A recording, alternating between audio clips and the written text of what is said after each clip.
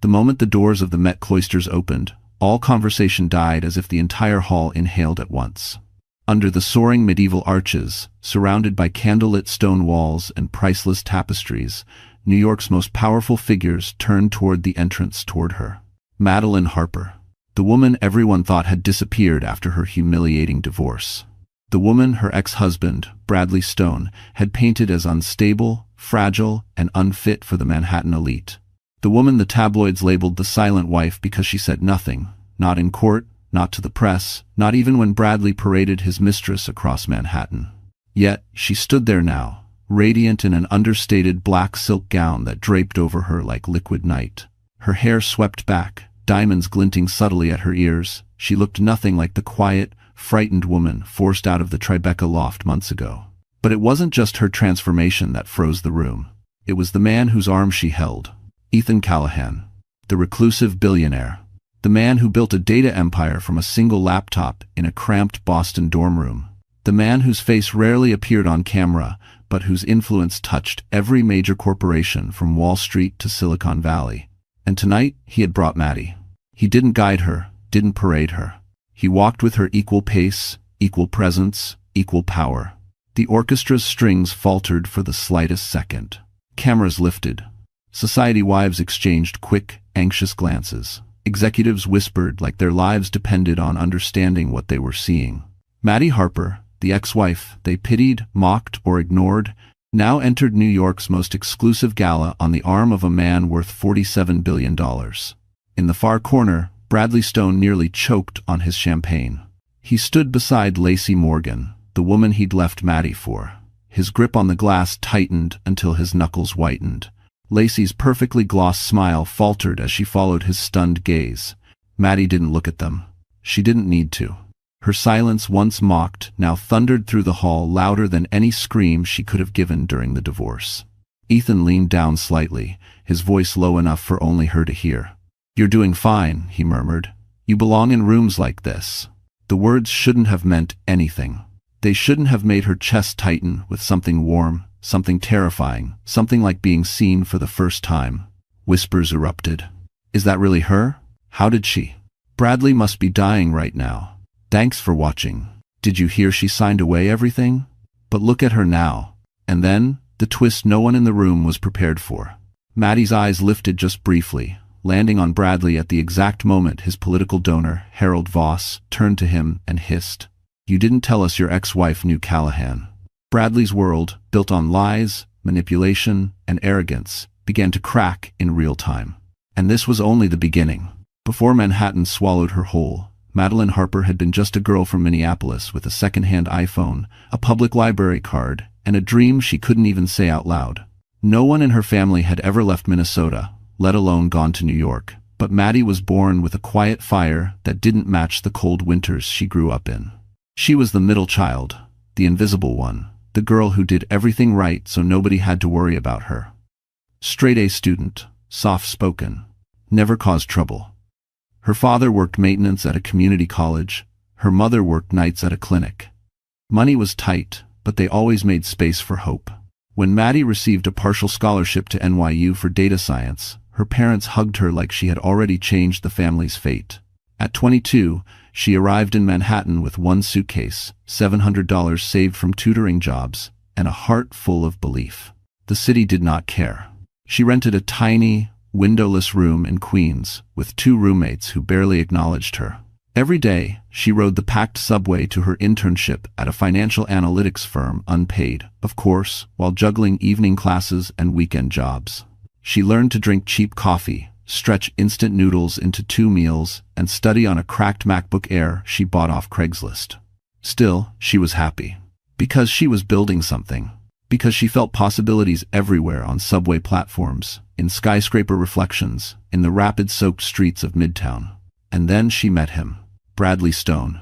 It happened during a networking mixer her supervisor forced the interns to attend. The event took place on a penthouse terrace overlooking the Manhattan skyline, the kind of place Maddie never imagined she'd stand in without being mistaken for waitstaff. Bradley strode toward her like a man who believed the universe bent in his direction. Tall, charming, expensive smile, Rolex glinting in the city lights. She didn't understand why someone like him spoke to someone like her. But he did. And he was warm, interested, curious about her work, her dreams, her mind. For the first time, Maddie felt visible. They talked for hours. He told her she was brilliant, told her she was different from the jaded New York interns, told her she had something rare, as if he could see into her future. She didn't know he was already working on molding that future to fit his plans. Within months, he was everywhere texting her, bringing her lunch to campus, showing up at her internship with Starbucks when she was drowning in assignments. He learned her schedule, her habits, her fears. He made her feel protected in a city that often chewed her up. By the time she graduated, he had completely woven himself into her life. Looking back, Maddie could now see the early signs. How he praised her intelligence but subtly discouraged her ambition. How he framed himself as the stable one, the leader, the one who knew the world better than she did. How he gently suggested she shouldn't burn out over work and didn't need to compete with sharks. And she believed him. Because no one ever told her that love could look exactly like a trap. For the first 2 years, Maddie truly believed she had walked into a modern fairy tale. Bradley knew exactly how to sweep her into a world she'd only seen through windows and movie screens. Rooftop dinners in Tribeca, Broadway shows with impossible-to-get tickets, surprise weekend drives upstate in his Mercedes. He brought her into spaces where men wore Tom Ford suits and women smelled like Dior. He introduced her as the smartest woman I've ever met, and Maddie glowed every time he said it. But fairy tales have a way of hiding shadows behind the sparkle. After their small wedding at a stone chapel in Connecticut, simple, elegant, perfect, Bradley insisted they move into his Tribeca loft. It makes more sense, he said, brushing off her suggestion of finding a place together.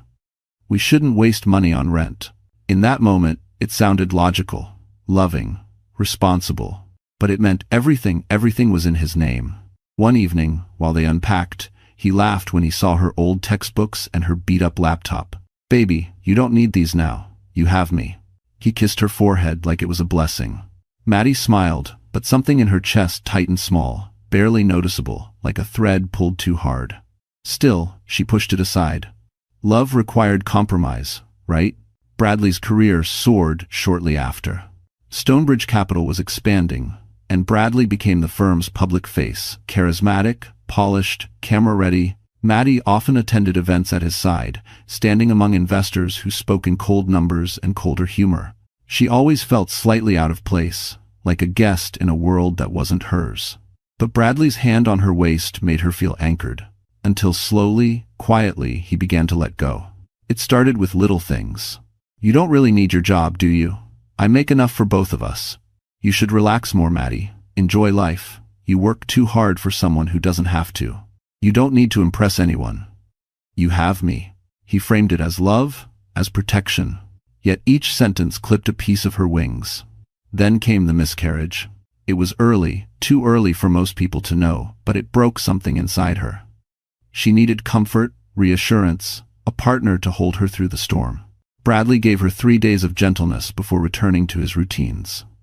We'll try again, he said casually, as if they'd lost a plane ticket, not a heartbeat.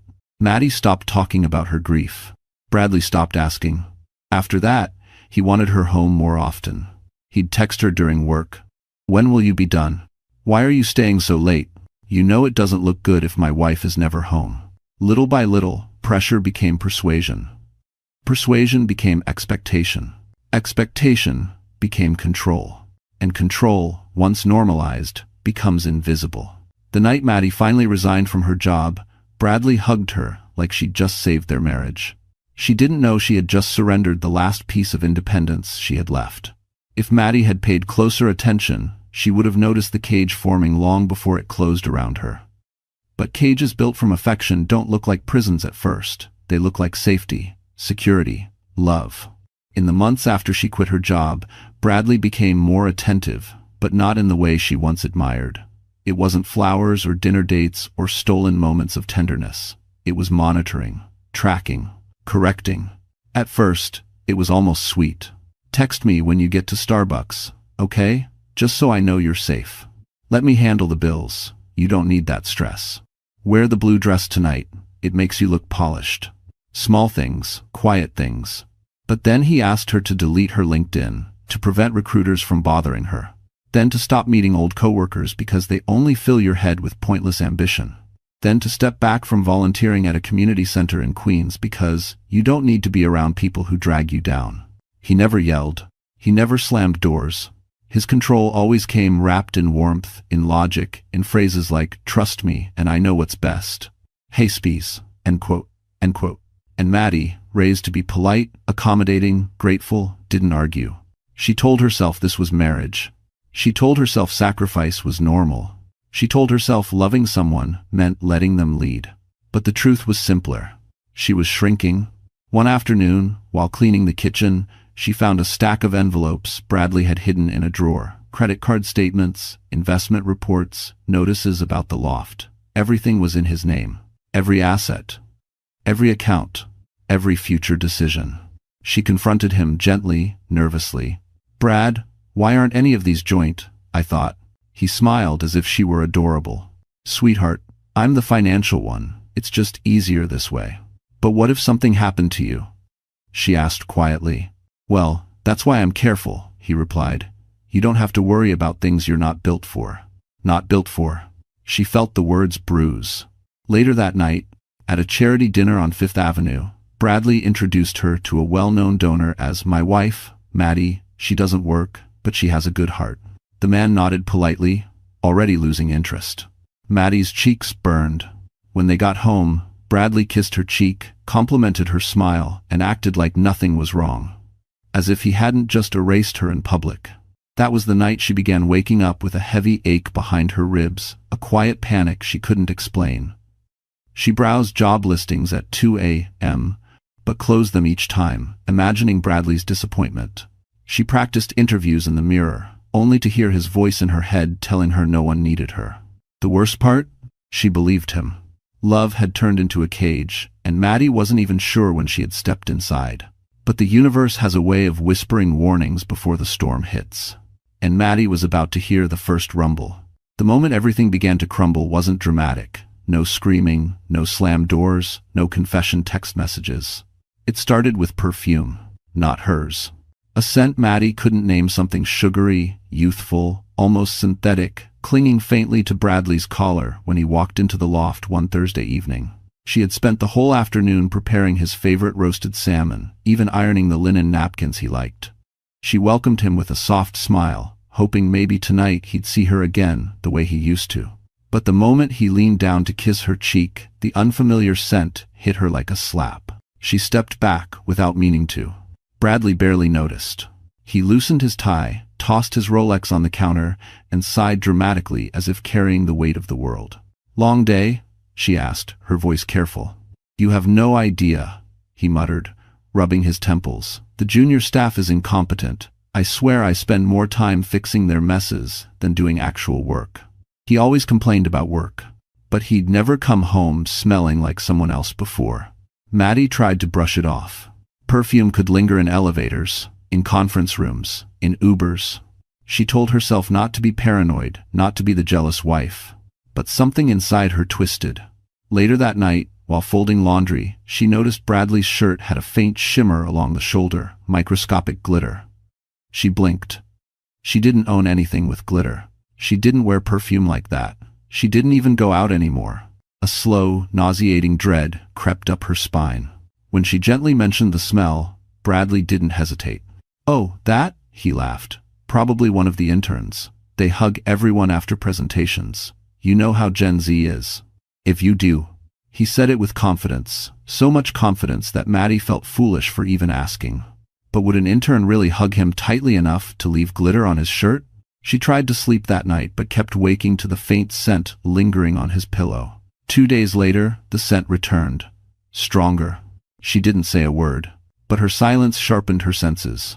She noticed Bradley's sudden obsession with his appearance. New suits, new cologne, whitening strips hidden in the bathroom drawer. He started working late more often, slurring stories about client emergencies he'd never mentioned before.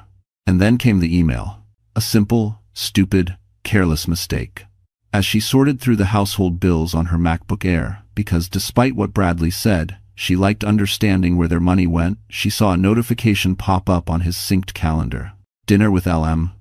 Don't forget the rose gold bracelet, followed by a winking emoji. Maddie stared at the screen until the lines blurred. Her fingers went cold. Her breath caught in her throat. She clicked the event. It was at a midtown restaurant he once told her was too loud and tacky for them. Her stomach dropped. L.M. The name repeated like a drumbeat. Lacey Morgan. The intern. The girl who hugged everyone. The one who wore the sugary perfume. Suddenly the glitter made sense. The late nights. The dismissive comments. The cage disguised as care. But the worst part wasn't the betrayal. It was the realization that Bradley had already replaced her long before she ever suspected a thing. And the cracks in her world were about to split wide open. The night Maddie's world finally collapsed didn't come with thunder. It came with quiet, too much quiet. Bradley had texted her earlier. Bored dinner. Don't wait up. Short, cold, typical. She should have believed him. She wanted to believe him. But the glitter on the shoulder, the perfume, the calendar alert, the lies that slid off his tongue too easily. Her instincts were screaming now, something they had never done before, not with this volume, not with this clarity. At 8:42 p.m., the rain started falling thin, icy streaks tapping against the floor-to-ceiling windows of the Tribeca loft. Maddie sat on the couch, knees to her chest, turning Bradley's text over and over in her mind like a sharp stone she couldn't drop. At 9:15, she tried watching TV. At 9:30, she tried reading. At 10:02, she gave up pretending. She grabbed her coat, slipped on her flats, and walked out the door. It wasn't planned. It wasn't jealousy. It wasn't rage. It was survival. Her heart hammered as she stepped into the rain-soaked Manhattan streets, the air heavy with the smell of wet pavement and exhaust.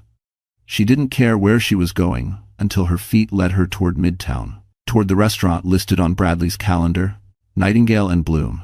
Trendy, neon-lit, full of influencers and high-profile casual dates. The place Bradley once said was too immature for him. Inside, warm golden lights glowed against the rain outside. Couples laughed over cocktails. Music hummed low. Maddie stood frozen in the entryway, raindrops clinging to her hair. Then she saw them. Bradley and Lacey Morgan, sitting close, too close at a corner table. Lacey's hand on his knee. Bradley smiling the smile Maddie once thought was hers. A small rose gold bracelet box on the table. Maddie's breath left her body. Her vision blurred, not with tears. Shock was too cold for tears. Lacey saw her first. A flicker of triumph crossed her eyes before she masked it with fake surprise. "Oh my God, Maddie," she gasped, as if she were greeting an old friend. Bradley turned, and for a split second his face registered something raw, guilt or panic. She couldn't tell. But it vanished instantly under a mask of irritation. "Maddie, what are you doing here?" he hissed, standing abruptly. "Are you following me?" She opened her mouth, but no sound came out. He grabbed her arm and pulled her a few feet aside, lowering his voice, but not its cruelty. "This isn't what it looks like," he snapped. "You're acting hysterical." Hysterical. The word sliced through her like a blade. "I saw your calendar," she whispered. He froze. For a moment, the facade slipped. But then, he straightened, jaw tight. "You're overreacting. Again. You always do this," he said, tone dripping with contempt. Lacey needed career advice. That's all. Behind him, Lacey twirled a curl around her finger, watching with gleeful amusement. The restaurant noise faded, replaced by a roaring in Maddie's ears. Something inside her finally cracked. Not loudly, not dramatically, just quietly, decisively. She stepped back, releasing his grip from her arm. "I'm done," she whispered. It wasn't a threat. It wasn't a plea. It was a eulogy. Bradley didn't realize it yet, but this was the night he lost control of her, and the night Maddie began reclaiming a version of herself she thought she'd buried forever. The courthouse on Center Street always looked intimidating, from the outside columns towering like judgment itself, but inside, it felt even colder. Sterile, echoing, a place where futures were dismantled with the stroke of a pen. Maddie sat at the petitioner's table, hands clasped so tightly in her lap she could feel her nails digging into her palms. Her lawyer, a kind woman named Denise, whispered last-minute reminders, but none of the words felt real. Everything sounded distant, like she was underwater. A Across the aisle, Bradley looked perfectly put together, navy suit, polished shoes, hair styled with that expensive matte pomade he loved. Lacey sat behind him, wearing a soft beige dress and a sympathetic expression she absolutely did not mean. Every now and then, she squeezed Bradley's shoulder like she was comforting a grieving widower. The audacity made Maddie's stomach twist. Judge Rosenberg shuffled papers, sighing through her glasses. "Mrs. Stone, Miss Harper, now you are aware of the terms proposed." Maddie nodded. Her throat felt too tight to speak. The settlement offer lay on the table in front of her. No property. Minimal alimony. No claim to the Tribeca loft. No share of Bradley's assets, investments, or accounts. Just a small, one-time payout that barely covered 3 months of rent in Manhattan. A payout Bradley's team phrased as generous given her lack of contribution. Lack of contribution.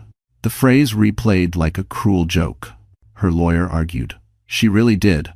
But Bradley had brought a legal army, 3 attorneys, in sleek black suits, armed with curated emails, manipulated timelines, and carefully selected character witnesses. They painted her as emotionally fragile, professionally unfocused, dependent. They described her miscarriage as evidence of stress instability, twisting her deepest wound into ammunition.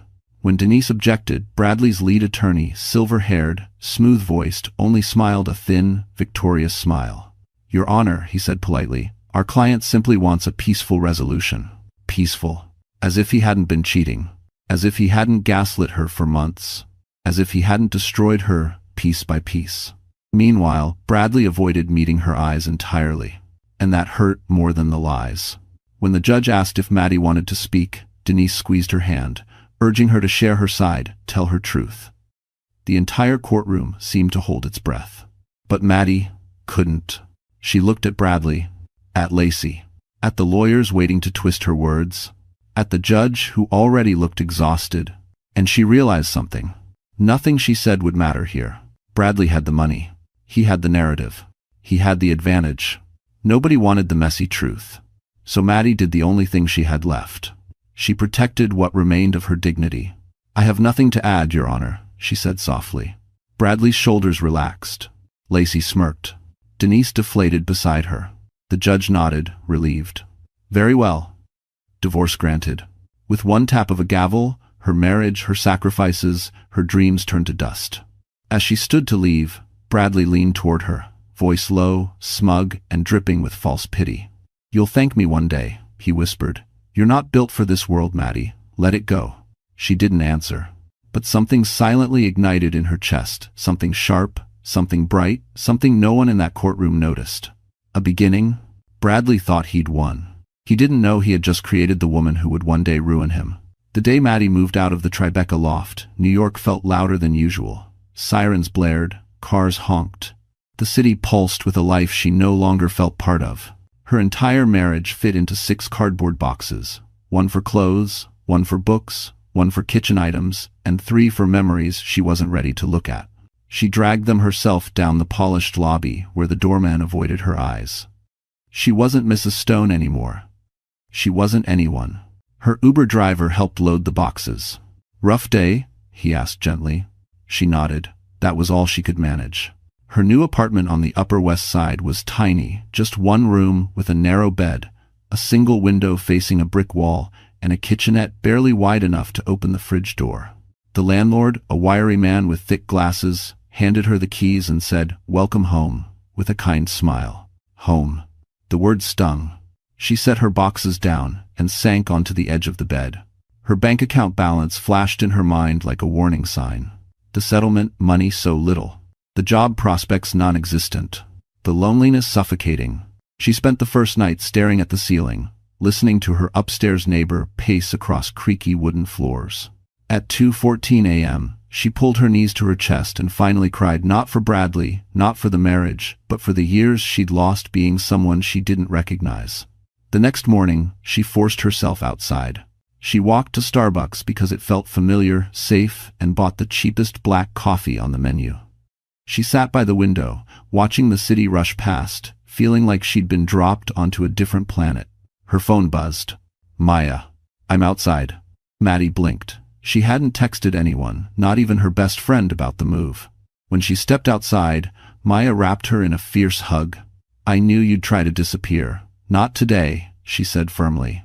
They walked through Central Park, fall leaves crunching underfoot. Maya asked nothing. She just listened as Maddie spoke haltingly at first, then like a dam had broken. When Maddie finished, Maya squeezed her hand. "You tried to survive a man who wanted to erase you. That's not failure, Mads. That's endurance." That afternoon, Maya helped her set up the apartment string lights, a thrifted rug, a cheap but sturdy desk where Maddie could work again. It didn't feel like home yet, but it felt less like exile. That night, alone again, Maddie opened her laptop to restart her job search. But the job market had moved on without her. Too many gaps in her resume. Too many skills she hadn't been allowed to use. Too much self-doubt eating her alive. She closed her laptop, chest tight. Then an email notification pinged. From Ethan Callahan's office. Subject: Consulting opportunity, immediate. Her breath stilled. Ethan Callahan. The tech billionaire she'd once impressed years ago. The man she assumed had forgotten her existence. The message was brief, professional, almost cold. "Miss Harper, we're expanding our data strategy team. Your name came highly recommended. If you're available, we'd like to meet. E. Callahan." Her hands trembled. It felt like the universe had cracked open a door she thought was permanently sealed. Maddie didn't know it yet, but this email wasn't just an opportunity. It was the beginning of her rebirth. The lobby of Callahan Analytics felt like another universe: polished marble floors, 60-foot glass walls overlooking the Hudson River, and employees who moved with sleek confidence. Maddie had never stepped into a building where silence felt so expensive. She almost turned around twice before reaching the reception desk. "Madeline Harper," she told the receptionist, trying to steady her voice. The woman gave a courteous smile. "He's expecting you." He. Not the hiring manager. Not the team lead. He. Ethan Callahan didn't do interviews. He didn't meet candidates. He barely left the top floor unless it was for congressional hearings or private dinners with other billionaires. So why her? An assistant escorted her into a private elevator. As they rose through the floors, Maddie caught her reflection in the mirrored doors. She had done her best: clean ponytail, pressed blouse, borrowed blazer, but she still looked like a woman who'd been cracked open and was trying to hold herself together. The elevator stopped with a soft chime. The doors opened into a minimalist office lined with floor-to-ceiling windows. Light poured in like liquid gold, illuminating the man standing with his back to her, hands clasped behind him. Ethan Callahan. He turned slowly, and Maddie's breath hitched. He was exactly as she remembered: sharp jawline, steady eyes, dark hair brushed back with effortless precision. But there was something else now: gravity. The kind that came from power, influence, and knowing the world listened when he spoke. "Miss Harper," he said, his voice smooth, calm. "Thank you for coming." "Of course," she replied, though it felt like her vocal cords barely cooperated. He gestured for her to sit at a conference table that looked untouched, as if no one was allowed to leave fingerprints on it. "I heard about the divorce," he began. Her stomach twisted. "News travels fast," she muttered. "In my world, it does." His tone wasn't gloating or nosy, just factual. He opened a folder and slid a document toward her. "I reviewed some of your old analytic models," he said. "You see patterns most people miss." "That's rare." Maddie blinked. "Those were years ago. Thanks for watching." "And still more accurate than what my current team produces." The room seemed to tilt. He wasn't offering her pity. He wasn't offering charity. He was offering respect. She stared at the contract: consulting work, flexible hours, high pay, and direct collaboration with his data leads. It was more than she'd ever earned in her life. I don't know if I'm ready," she admitted, hating the tremble in her voice. Ethan leaned back slightly. "You survived something most people never recover from," he said. "That tells me you're more than ready." Her throat tightened. "Why me?" she whispered. He studied her for a moment. "When we met years ago, you corrected a broken algorithm while 3 senior analysts sat frozen," he said. "You didn't hesitate. You didn't grandstand. You just solved it. I don't forget people like that." Maddie felt something warm push against the coldness that had been living in her chest for months. A flicker of who she used to be. Ethan closed the folder. "This is your second chance," he said quietly. "Take it, or don't, but don't let anyone convince you you're small. Her breath shook. This wasn't pity. This wasn't rescue. This was recognition. And for the first time since the night she caught Bradley with Lacey, Maddie felt a pulse of something she thought she'd lost forever. Hope. The first morning Maddie walked into her tiny Upper West Side apartment as an employed woman. Again, something inside her shifted. Not a dramatic transformation, not yet, but a quiet recalibration. Like her spine remembered how to stand a little straighter. She set up a workspace on the small wooden desk Maya had found at a thrift store. She didn't have much. Her old refurbished MacBook Air, a stack of notebooks, a cheap desk lamp from Target. But when she sat down, opened her laptop, and saw the email from Ethan's team with her first data set, she felt something she hadn't felt in months. Purpose. The work was intense, complex algorithm audits, pattern mapping, statistical breakdowns. Maddie hadn't touched in years. She was rusty at first. Her fingers hesitated on the keyboard, her brain lagged behind the numbers. But by day 3, she was flying. The old instincts came back like muscle memory, sharper than she expected. She found errors the junior analysts missed, caught trends buried so deep the average consultant never would have seen them. Ethan's team began looping her into more meetings. They started ending their emails with, "Good catch, Maddie. Brilliant insight. How did you even spot this?" Each compliment felt like a warm hand pulling her out of a dark well. Still, she kept everything quiet. No social media posts. No LinkedIn updates. No announcement. She didn't want Bradley to know she was rising again, not yet. Her silence had once been a prison. Now, it was strategy. At night, when the city hummed outside her small window, she'd review her budget. The consulting pay was generous, shockingly so, but she was cautious. She saved every dollar, cooked simple meals, held on to her Metro card like a lifeline. Maya teased her for being a financial squirrel, but Maddie didn't mind. She was rebuilding from dust. Every small victory mattered. One Thursday afternoon, she received an unexpected invite. Meeting with E. Callahan, 4:30 p.m. Her pulse quickened. When she arrived at Hudson Yards, the elevator whisked her up to the top floor again. Ethan was standing by a digital wall, displaying a massive data projection live analytics glowing in neon blues and greens. "You found something," he said without turning around. Maddie swallowed. "Yes, a discrepancy. A big one. Duos." She handed him a printed report, highlighted patterns, flagged anomalies, projected risks. Ethan flipped through the pages, brows tightening. "This is related to a hedge fund division. Stonebridge Capital." The name hit her like a punch. Her voice was barely audible. "Bradley's firm." Ethan finally looked at her. "You don't have to be involved," he said carefully. "I didn't know your findings would touch anything personal." But Maddie straightened her shoulders. "No, I want to see this through." His expression softened, just slightly, not pity, respect. As she turned to leave, Ethan added, "I'm hosting a gala presentation next month. You'll be featured on the strategic team list." Her breath stilled. "That's public." "Yes." She hesitated. "People will talk." "They already do," he replied calmly. "At least let them talk about the right version of you." She stared at him, unsure whether to be terrified or grateful. The truth was, she wasn't ready to be seen. But she also wasn't ready to live small anymore. As she rode the elevator down, her reflection trembled in the mirrored wall, but her eyes looked clearer than they had in years. She wasn't the woman Bradley broke. Not anymore. Maddie didn't recognize the woman staring back at her in the elevator's mirrored walls. Not entirely. Not yet. But there was something different in her reflection, an alertness, a groundedness, a soft but unmistakable flame behind her eyes.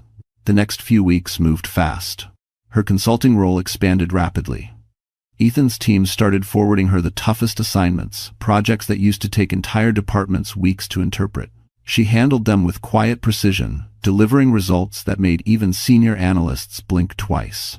What surprised her most wasn't the complexity of the work, but how much she had missed this part of herself, the version who could look at a chaotic dataset and see a story no one else could. A version Bradley had spent years convincing her wasn't valuable. Her team soon learned something else. Maddie didn't talk much, but when she did, people listened. And Ethan did more than listen. He watched, carefully, thoughtfully. Not in the predatory or possessive way Bradley once did, but like a man studying a rare constellation, one he didn't want to scare away. One afternoon, after she'd presented a tightly structured analysis to his board, Ethan pulled her aside. "You should present at the gala next month," he said simply. Her heart slammed into her ribs. No, I can't do that." "You can," he said. "And you should." "I'm not built for that kind of spotlight." "You're more built for it than the people who chase it," he replied without hesitation. His confidence unsettled her, not because she didn't want to believe it, but because deep down, she did. But being seen again meant something else. It meant Bradley would see her. And she wasn't sure which would hit him harder, her success, or the fact that she no longer needed his validation to breathe. One night, she stayed late at the office. The floor was mostly empty, except for the cleaning crew and the security guard humming old Motown songs by the elevator. Maddie scanned through the data on Stonebridge Capital numbers, behavioral patterns, fund offsets. Something had been gnawing at her mind since the day she'd identified the anomalies. She dug deeper and deeper until the room felt colder. Stonebridge wasn't just misreporting numbers, they were rerouting funds to shell accounts in ways that could collapse entire portfolios. It was bigger than Bradley, bigger than the divorce, bigger than anything she had imagined. Her pulse raced. She sent the report to Ethan immediately. 10 minutes later, he appeared in the doorway of her workspace, tie loosened, eyes sharp. "You just uncovered a $20 million fraud pipeline," he said quietly. Maddie's breath hitched. "I didn't mean to." "Yes, you did," he corrected her. "You meant to see the truth. That's what you do." His praise hit deeper than any insult Bradley had ever thrown. For the first time, she allowed herself to imagine a future that wasn't defined by loss or recovery, but by possibility. Ethan looked at her long enough for her skin to warm. "You know what this means, Maddie," he said. "This will expose people. Important people." She swallowed. "Including Bradley." Ethan nodded.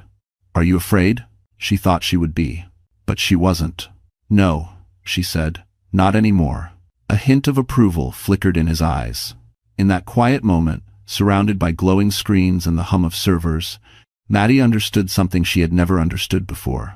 She wasn't the woman Bradley had erased. She was the woman he never thought she could become. And she was just getting started. Maddie had always thought strength was loud, confident, extroverted, bold.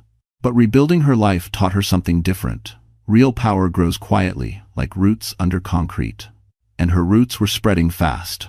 Over the next month, Maddie worked relentlessly. Her days started with cheap black coffee from the corner deli and ended with spreadsheets glowing across her tiny apartment walls. She reviewed algorithms until her eyes blurred, cross-checked financial patterns until the sun rose over the Hudson, and took feedback from Ethan's team like a woman determined to reclaim years she'd lost. But this time, she wasn't doing it for Bradley.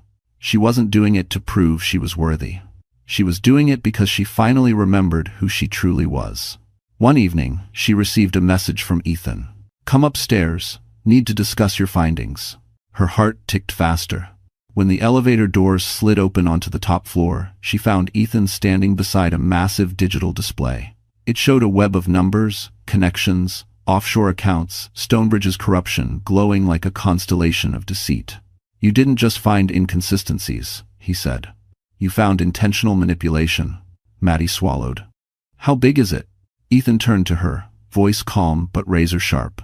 "Big enough to trigger federal investigations." She felt the room tilt. Bradley had always been ambitious, but criminal wasn't a word she'd ever associated with him.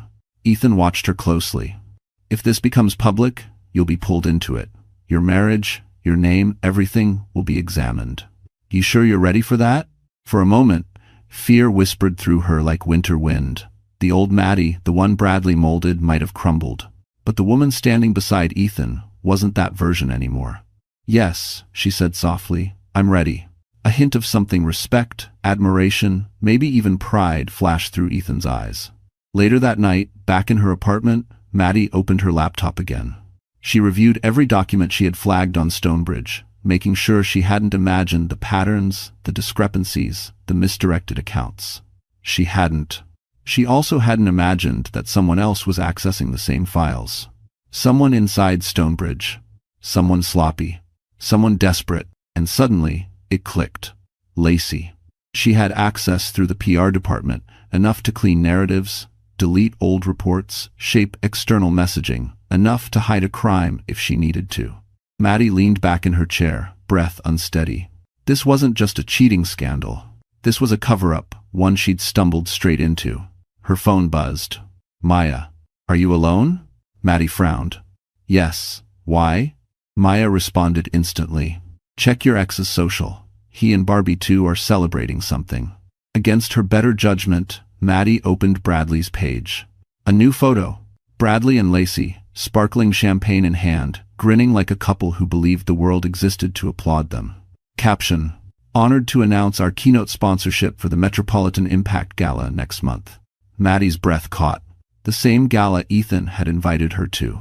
The room felt suddenly smaller. Her pulse hammered. Two worlds were about to collide in one room, hers and the one she escaped from. Her past and her rising future. Her silence and her truth. And something told her the gala wouldn't just be an event. It would be the battlefield. 2 weeks before the gala, the attacks began. Not physically, not openly, but in the most New York way possible, through whispers, anonymous posts, and carefully curated rumors meant to cut deeper than any knife. It started on a small finance gossip page known for exposing scandals in Manhattan's elite circles. Maddie never checked sites like that. She didn't have the stomach for it, but Maya burst into her apartment one night, phone in hand, eyes blazing. You need to see this, Maya said. Maddie took the phone reluctantly. At the top of the page was a blind item. Guess which ex-wife of a rising political figure is trying to weasel her way back into the finance world. Sources say she's emotionally unstable and only got work by playing victim to a powerful tech executive. Sad. Her hands trembled. She didn't need a name to know exactly who wrote it. The wording was too familiar, too polished, too cruel in that specific way only Lacey mastered. Bradley must be loving this, Maya muttered. But Maddie wasn't thinking about Bradley. She was thinking about the person she used to be, the woman who would have curled into a ball, believing every accusation, letting shame swallow her whole. But that woman was gone. Still, the rumor spread fast. Within days, Maddie received strange looks during team meetings. Some analysts whispered behind screens. A few stared in a way that said they were trying to figure out if the rumor was true, if she really had clawed her way into Ethan's orbit through pity. The old Maddie would have panicked. The new Maddie swallowed the hurt, raised her chin, and kept working. Yet the attacks didn't stop. Another blind item appeared. Insider tip. Our favorite silent ex-wife is planning to ambush her ex at an upcoming gala. Desperate, pathetic, or both. Then a comment under it. He left her for a reason. Another. She should have stayed quiet. One night, as she sat alone at her desk, staring at the hateful words glowing from her phone, she felt a sharp ache behind her ribs, the kind that comes from wounds not fully healed. Her phone buzzed. Ethan, are you awake? She hesitated before replying. Yes. Seconds later, her phone rang. His voice was low, steady, grounding. You saw the articles. It wasn't a question. I'm fine, she lied. Maddie, he said, voice softening in a way he rarely allowed. Lies are for people who want to hide. You don't hide anymore. Her throat tightened. I don't want this to hurt your company, she whispered. It won't, he said firmly, but we're not letting this go. She blinked. What do you mean? We're identifying the source. And when we do, the consequences won't be subtle. She didn't know if Ethan meant legal consequences, social ones, or something far quieter and more devastating.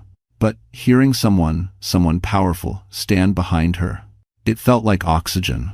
The next morning, as she walked into the office, she sensed a shift. People still whispered, but now with curiosity, not contempt. Her inbox chimed. A message from Ethan. Found the source. We'll discuss this afternoon. She froze in her chair. If he found the source, that meant it was definitely Lacey. And if it was Lacey, then Bradley's carefully controlled world was about to take its first crack in public. And cracks, once they appear, never stay small. Ethan's office was dim when Maddie walked in that afternoon. Only the glow of the digital wall lit the room, an ocean of shifting numbers and connection lines. He didn't look up right away. He was studying a cluster of red nodes pulsing like a heartbeat. When he finally turned, his expression told her everything. It's her, he said. Maddie didn't need clarification. Lacey, Ethan nodded. She's been posting under multiple anonymous accounts. We traced the metadata. Childish work. Honestly, she thought a VPN and a burner profile were enough to hide her. Maddie felt her stomach twist. She's attacking me to protect Bradley. If we won. Ethan held her gaze. No, she's attacking you because she's afraid of what you've found. That made her blink. What do you mean? Ethan walked closer, hands in his pockets, gaze sharp but controlled. You found the start of Stonebridge's fraud ring, he said. But you didn't find the root. He tapped the red nodes. Lacey's been deleting digital trails, emails, reports, transfer requests. She's been cleaning for someone much higher than your ex-husband. Maddie's breath caught. Higher than Bradley?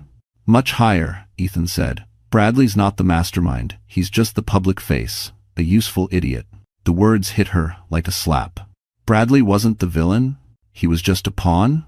Part of her felt sick. Part of her felt relieved. Part of her felt furious that he had dragged her down for something he didn't even understand. Ethan continued. The real architect of the fraud sits on Stonebridge's executive board, a man named Daniel Mercer. Maddie stiffened. Mercer? He came to our wedding.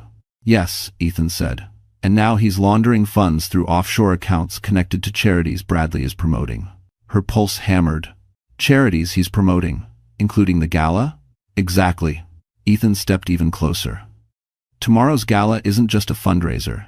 It's a PR cover for a major illegal transfer. Money that's supposed to go to humanitarian aid will be rerouted before midnight. Maddie swallowed hard. And Lacey has been covering the digital footprints. Right. Ethan's voice lowered. But here's the twist. Even she doesn't know. He pressed a button on the digital wall. New data strings appeared, ones Maddie didn't recognize. You built the audit system they're now trying to outsmart. Her eyes widened. No, she whispered. I didn't. Yes. Ethan's voice softened. Years ago, when you were still an intern, you wrote a pattern recognition model that flags suspicious financial behavior. Mercer stole the framework and used it to mask his own fraud, never realizing the person who wrote it would one day return. A dizzy wave washed over her. Her old work, her forgotten internship, her abandoned algorithm. It had become the trap that would catch them all. Ethan watched her carefully. Maddie, you didn't just uncover fraud. You built the system that will expose it. Her knees nearly buckled. She gripped the edge of the table. What happens now? She whispered. Ethan's jaw tightened. Tomorrow night, at the gala, Stonebridge will finalize the transfer, will present your findings, and their world will fall apart. She stared at him, breath trembling. And Bradley? She whispered. What happens to him? Ethan didn't look away. He chose the wrong side. And tomorrow, he'll pay for it. Lightning crawled up her spine. Tomorrow wasn't just a gala. It was Judgment Day. And she was the woman holding the match. For the first time in a very long time, Maddie stood in front of a mirror and didn't look away. The reflection staring back at her wasn't the quiet wife who once shrank herself to fit Bradley's expectations. This woman was sharper, steadier, a little haunted, yes, but stronger than she'd ever been. The afternoon sun streamed through her apartment window as Maya stood behind her, zipping up the deep emerald gown they'd chosen together. It wasn't loud or flashy, just elegant, sculpted, powerful. The kind of dress that didn't scream for attention but commanded it anyway. Turn around, Maya said. Maddie did. Maya's eyes softened with pride. Bradley's not ready for this version of you. I'm not doing it for him, Maddie whispered. Exactly, Maya nodded. The plan was simple on paper, terrifying in reality. Maddie would attend the Metropolitan Impact Gala as a strategic partner to Callahan Analytics. Ethan would present their findings on global data, transparency, carefully worded, of course, but embedded within the presentation would be the pattern anomalies pointing directly to Mercer's fraud scheme. Enough to trigger the right people. Enough to slam open the investigation. Enough to ruin Stonebridge's pristine facade, Bradley included. Still, the emotional weight hit harder than she expected. She sat on the edge of her bed and wiped her palms against her gown. What if I freeze? What if I fall apart when I see him? Then you'll get back up, Maya said simply, because that's who you are now. The knock on her door interrupted them. When Maddie opened it, her breath caught. Ethan stood in the hallway, dark suit, crisp white shirt, tie perfectly knotted. He looked like the kind of man who walked into chaos and expected it to bow. His gaze lingered on her. Not with possession, not with dominance, but with something quiet and reverent. "You look—" He stopped, recalibrated. "Ready?"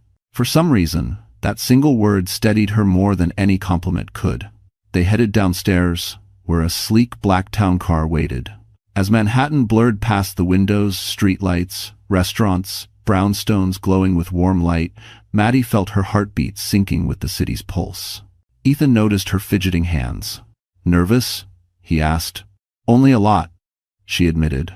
He smiled, not a corporate smile, not a polite one, a real one. "You already did the hard part," he said. "You survived him." Her throat tightened at the brutal truth of it. As they crossed into the upper edge of Midtown, the city shifted, taller buildings, wealthier crowds, polished black cars lining the streets.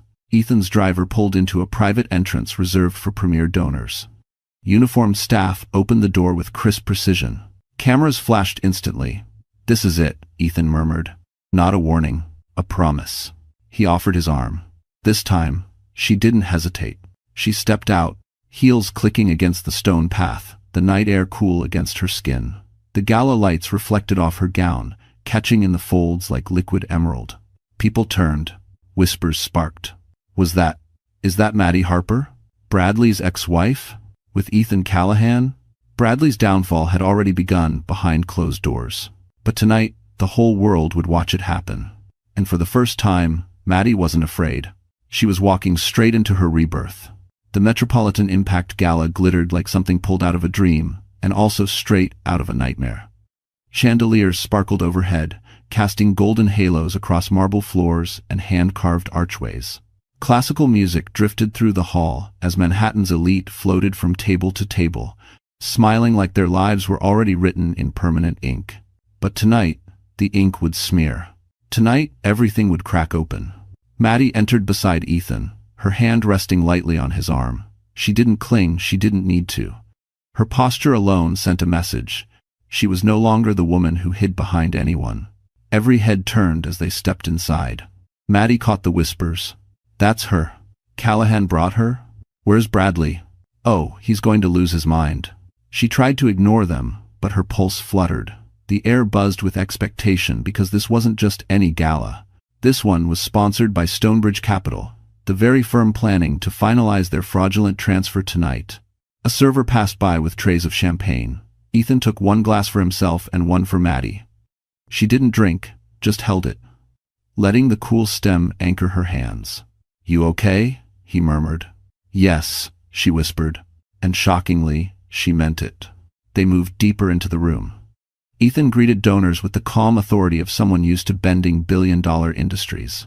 Maddie watched him weave through the crowd, always keeping her within the corner of his line of sight, a silent promise of protection, or maybe something more. But then, a familiar laugh sliced through the music. Light, sugary, rehearsed. Lacey. Maddie turned just as Lacey Morgan strutted through the entrance, wearing an elaborate champagne-colored gown that tried far too hard. Her curls bounced, her smile gleamed. She clung to Bradley like a designer accessory. And Bradley, he stiffened the instant he saw Maddie. His jaw tightened, his eyes widened, his carefully curated confidence leaked out like a punctured tire. "Maddie?" he breathed, as if saying her name confirmed his worst fear. Lacey's hand tightened on his arm. "Oh wow," she said with faux innocence. "Didn't expect to see you here, alone." Before Maddie could answer, Ethan stepped into view. "She's not alone," he said calmly. "She came with me. It wasn't loud. It didn't need to be." Like a match dropping onto gasoline, the whispers ignited instantly. Lacey's smile twitched. Bradley's face drained of color. "You Callahan?" he stammered. "Since when?" "Since long before tonight," Ethan replied smoothly. Lacey hooked her arm tighter around Bradley, but her eyes darted nervously toward the stage, toward the servers carrying sealed envelopes Stonebridge planned to distribute to VIP guests. She was afraid. Good, she should be. Bradley forced a dry laugh. "This is cute, Maddie. Really, but you need to be careful. You're playing in a world you don't understand." The irony nearly made her laugh. Instead, Maddie straightened her shoulders. "Actually, Bradley," she said softly, "I understand it better than you think." Her voice was calm, steady, sharp enough to leave a mark. Before he could respond, an event coordinator approached Ethan. "Mr. Callahan, we're ready for your pre-presentation briefing." Ethan nodded and turned to Maddie. "Come with me." Bradley sputtered. "She's presenting?" Ethan offered a small smile, the kind that could slice a kingdom in half. "She is the analysis." Lacey's face went slack. Bradley's fingers twitched. The room seemed to tilt. As Maddie walked away on Ethan's arm, leaving Bradley drowning in his shock, she felt something she hadn't felt in years. Power. And tonight, she would finally use it. The private briefing room behind the gala's main hall felt colder, quieter, like the air itself understood something monumental was about to unfold. Dim lights reflected off polished oak tables, and the hum of distant music pulsed faintly through the walls. Ethan walked in first, Maddie just a step behind.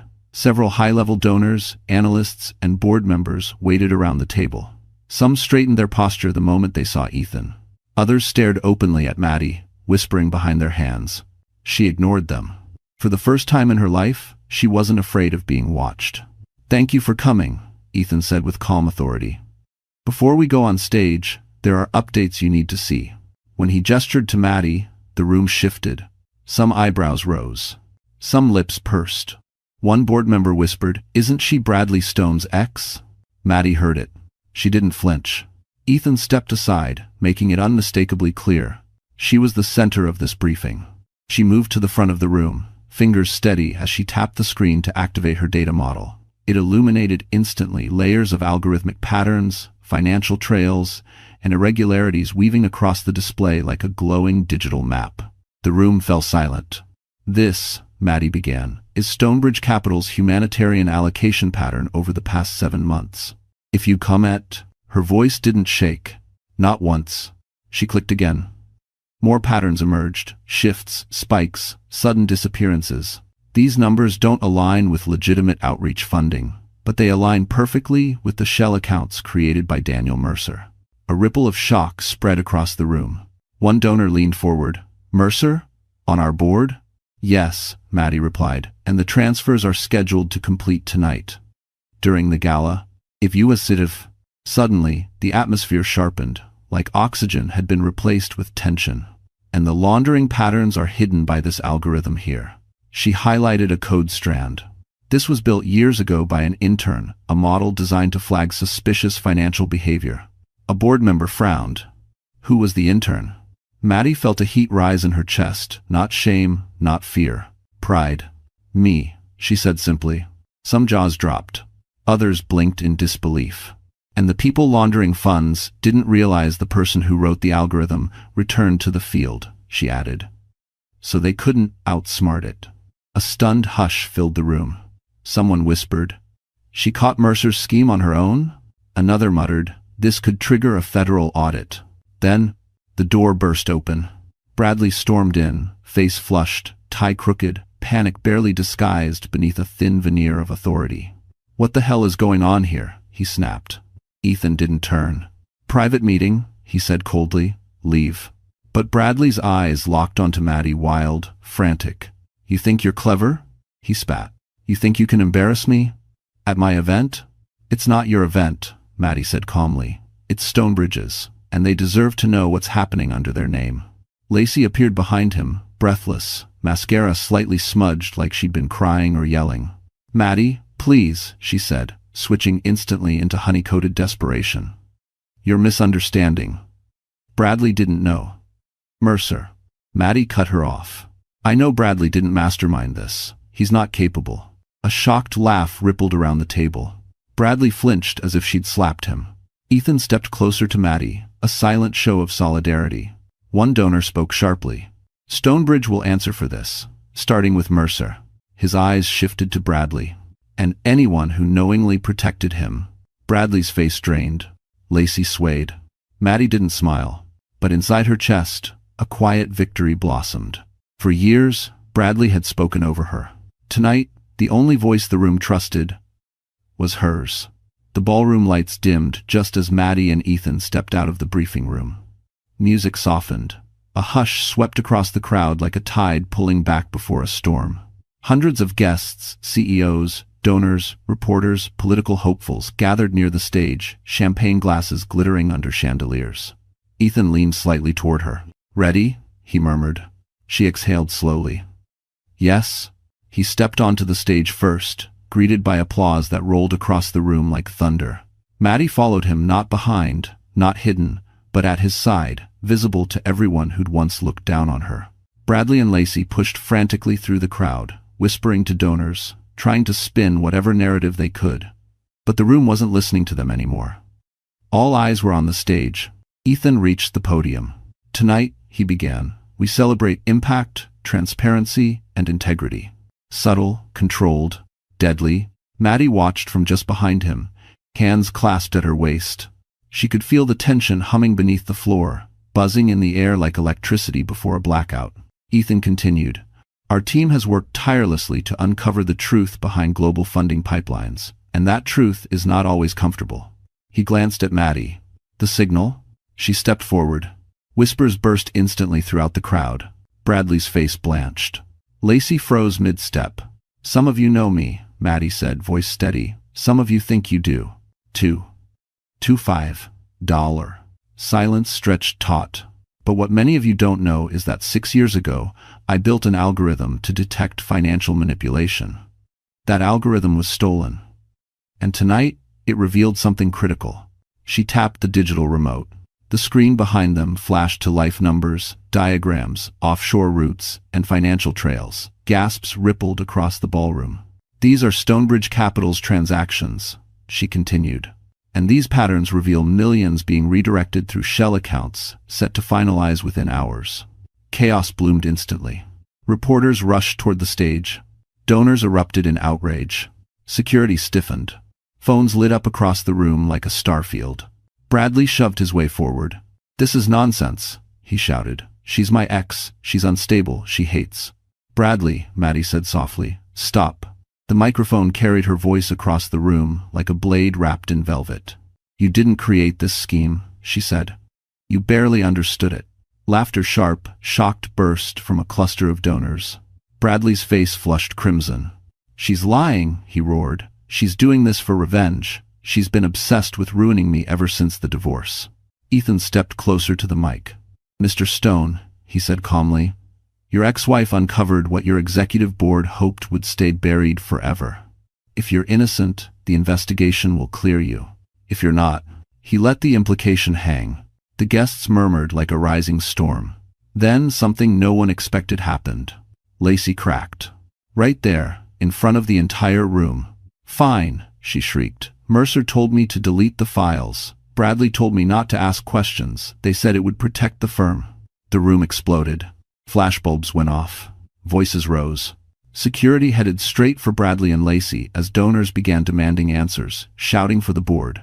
Bradley spun toward Lacey, betrayal slicing across his face. "You idiot, why would you say that?" "You told me it was safe," she cried. "You said she was too stupid to find anything." The entire ballroom turned toward Maddie again, but this time with stunned respect. Ethan walked to her side and murmured, "You did it." Her throat tightened. She didn't smile. Not yet. But inside, where the wounds once lived, something burned bright and triumphant. Tonight, the world didn't just watch Bradley fall. They watched her rise.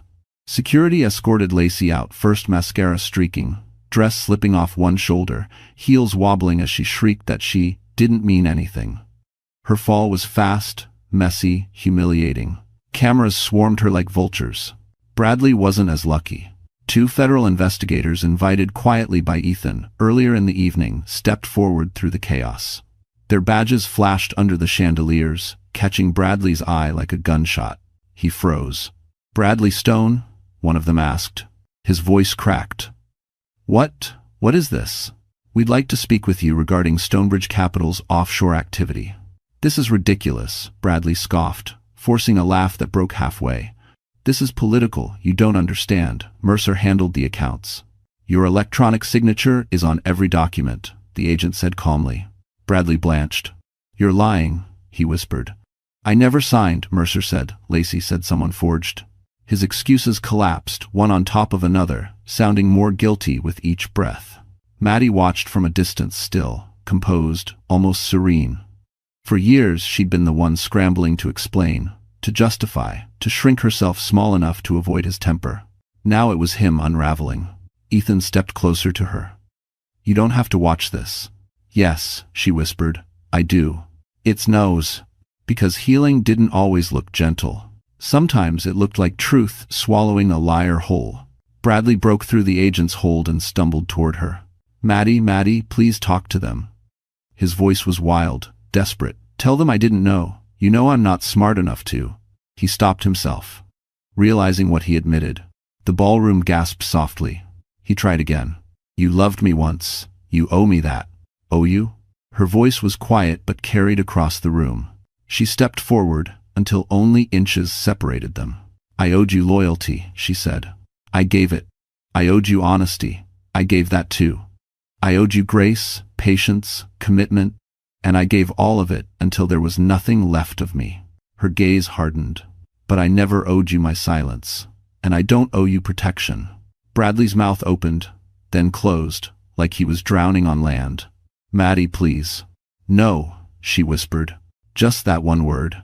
And the tiny thread holding Bradley's world together snapped. The agents moved in. "Mr. Stone, please come with us." Bradley struggled, looking around the room for anyone to defend him. Donors avoided eye contact. Journalists scribbled frantically. Even Lacey, sobbing in the corner, refused to look his way. He was alone. Truly, devastatingly alone. As they led him away, he called her name one last time, broken, angry, terrified. "Maddie." She didn't turn. Ethan stepped beside her. "You okay?" She nodded once. "It doesn't feel how I thought it would." "How does it feel?" She exhaled shakily. "Final." Ethan studied her profile, strong, steady, illuminated by the golden light of victory, and something softened in his expression. "Good," he murmured. "You deserve an ending." The ballroom slowly shifted back to noise reporters, rushing to file stories, donors calling attorneys, board members whispering about fallout.